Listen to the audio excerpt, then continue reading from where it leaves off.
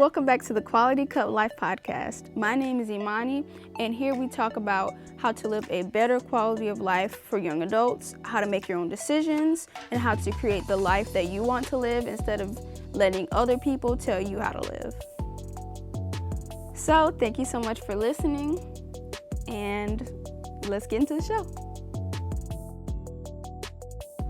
All right, what's up, y'all? Welcome back to the Quality Cup Life podcast. And so I'm just going to get straight into it, okay? So I don't know if y'all know who the Minimalists are, but they're like these two guys who became minimalists, and they realized, they got rid of like a bunch of stuff, and they realized like, oh, wow, I have more energy, more mental capacity, more peace. And then they just started telling their story, and then, you know, now it's a whole brand and a whole thing. But they have this podcast, and Mel Robbins was on it, and I was checking it out, I think like 2 weeks ago or something like that. And I had my own thoughts on it, and I thought maybe it'd be helpful. So I'm going to talk about that today, okay? So I've mentioned Mel Robbins here before, but if you ever heard of the 5-second rule, that's the lady who kind of came up with that. She's like kind of big right now in the personal development type of world. She is an author, speaker, all that jazz. And the cool thing about Mel that's really different is that she talks about the science of things, and she talks about like what happens in your brain when your neurological patterns, and all the things about what happens when you do things that help your confidence and stuff like that. A really big thing that she talks about is self-confidence. And I took her course on creativelive.com, and it was called, something about how to deal with self-doubt and gain confidence, or something like that. And so she has a new book out, which is why she was on the podcast, and it's called The High Five Habit. And it's a little corny. Well, it seems corny, but she's literally talking about high-fiving yourself in the mirror. And it was a very interesting concept. I was like, I feel you, but it is a little corny. I do it sometimes, I ain't gonna lie to you. I high-five myself. Never done in the mirror, but I high-five myself sometimes. And she was talking about her book, and I thought, well, my thoughts from what she was talking about it sounded like this book was for people who are kind of going through a rough stage or phase in life. Maybe they have a hard time getting out of bed in the morning. They feel like they can't trust themselves to make good decisions.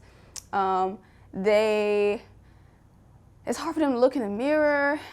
It's hard for them to trust themselves. They're like, man, how am I gonna make it through today?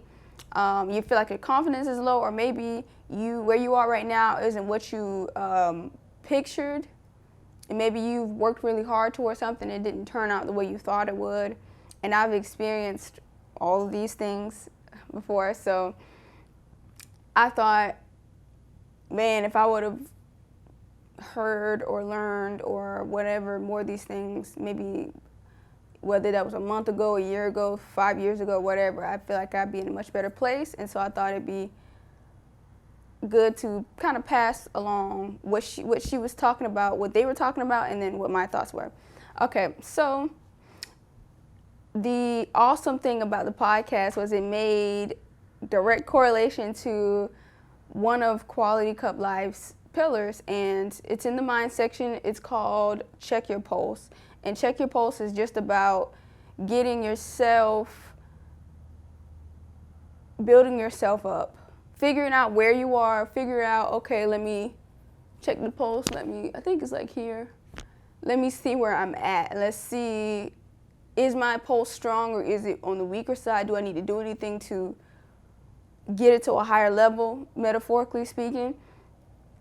Like, what needs to be done? How can I get my pulse to be stronger? And your pulse could be like your relationship with yourself, your self-confidence, just building a better relationship with yourself. That's what Check Your Post is all about. And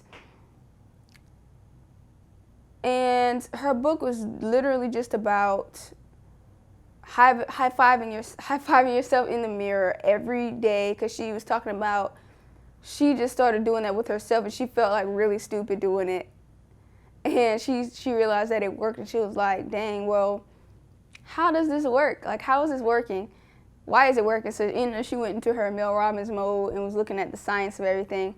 And she was talking about the neurological patterns in your brain and, like, habit forming and all that fun stuff. Half of that stuff I don't quite remember.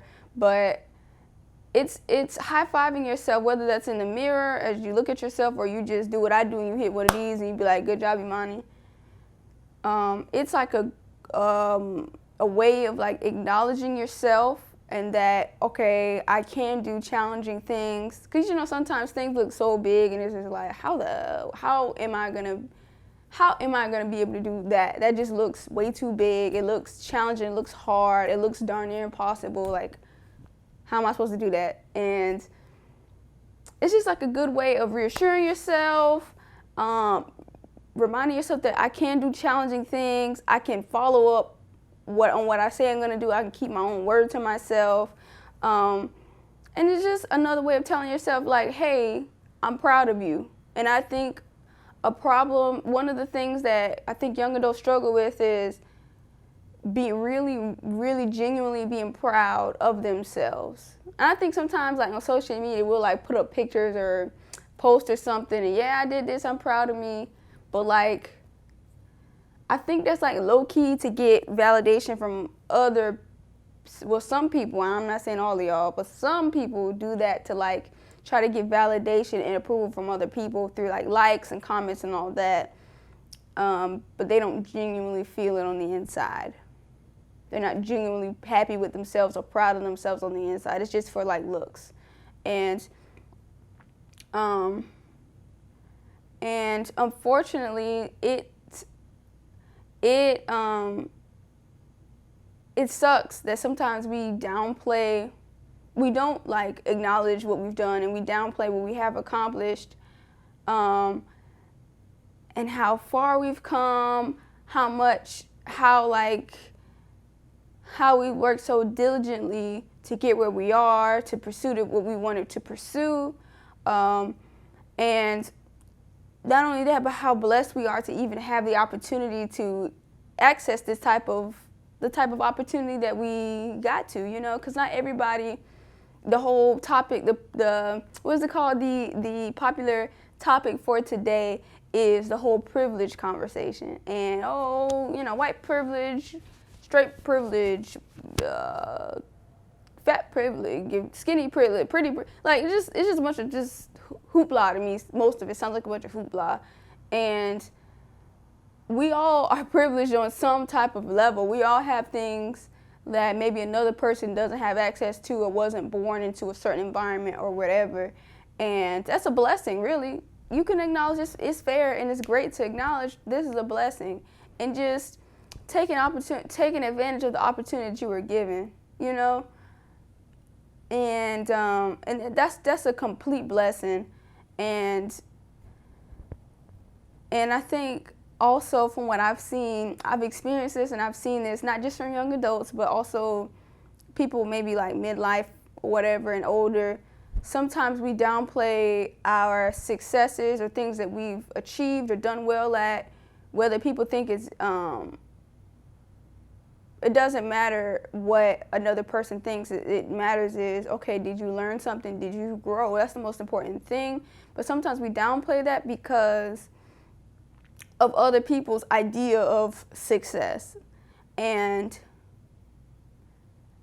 it's just sad, like, we just be looking so much sometimes for other people's validation, approval, appreciation. We want the good job, high five from other people. We want the applause, all of that. But looking to other people to applaud you or for applause is the worst place to get your self-worth and self-validation. It's the worst place. Now, it is the best place to to figure out what do people value, what's important to people, what is their priority, and what are they attracted to. So it depends on what your goal is for that. Like if you're trying to sell something, if you're trying to get the word out about what you're doing and that type of thing, that's great for that. But when it comes to just self-worth, believing that you yourself are worthy, that you yourself deserve to go after whatever it is that you want to do, that's the worst place to go look for it. I'm going to tell you that right now. I ain't going to lie to you. And I don't know if you know this or if some of y'all need to hear this, but nothing can affect us internally without our consent. Like everything that we let affect us, we okay it. We okay it. So if we decide that we're gonna feel down today, or we're gonna let what somebody said shoot us down, or if we're gonna let what somebody did or didn't do make us sad or make us disappointed or whatever, we okay those feelings. Or even if it's yourself that you allowed yourself to talk to you crazy and think negative thoughts, and you were like, dang, I'm no good at this, I can't do this, you suck at this, you're never gonna make it, you're gonna be broke for the rest of your life, you blah blah blah blah, you can't follow through on nothing.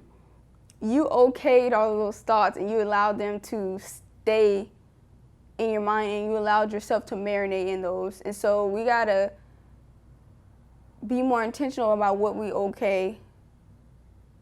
And that's not just your own thoughts, but that's people, that's environments that you're in, physical environments, that could be your workplace.